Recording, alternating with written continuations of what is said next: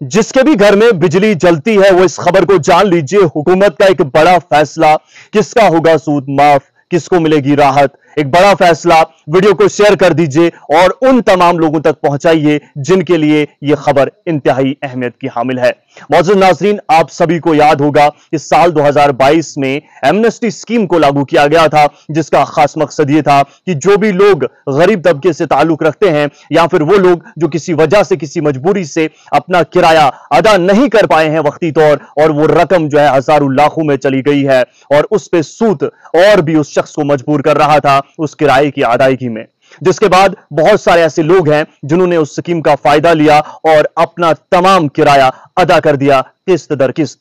जिसके बाद इस स्कीम की जो मुद्दत है वो खत्म हुई, लेकिन एक और बार इसे एक्सटेंड किया गया और फिर बहुत सारे लोग आए जिन्होंने इस स्कीम का फायदा लिया।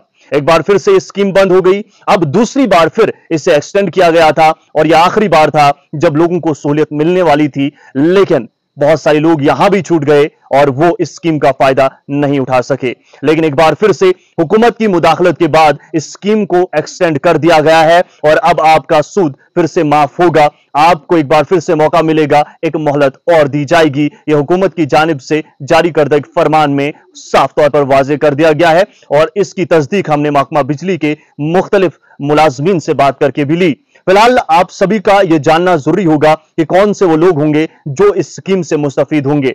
अगर आपको यह लगता है कि जनाब तमाम वो लोग जिनका किराया काफी ज्यादा हो चुका है वो आराम से इस स्कीम का फायदा उठा सकते हैं, तो आप गलत हैं। वो इसलिए क्योंकि साल 2022 में जब एमनेस्टी स्कीम लागू हुई, मान लीजिए कि 100 लोगों की एक लिस्ट तैयार होती है। साल 2022 में वो 100 लोग उस क्राइटेरिया के अंदर आते हैं और उनका वो जो सूद है वो माफ करके उन्हें हदायत दी जाती है कि आप किराया जो है वक्ती तौर अदा कर दें।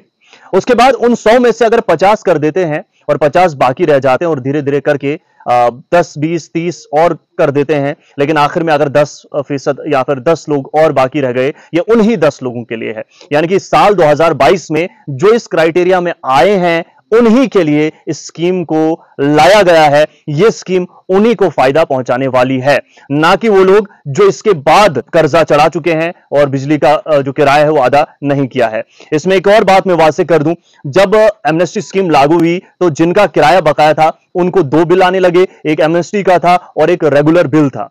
लेकिन कुछ ऐसे भी लोग हैं जिन्होंने वो किराया जो अदा जाहिर सी बात है करना था वो भी नहीं किया और जो आ रहा था रेगुलर वो भी नहीं किया, तो वो सरे फहरिस्त हैं।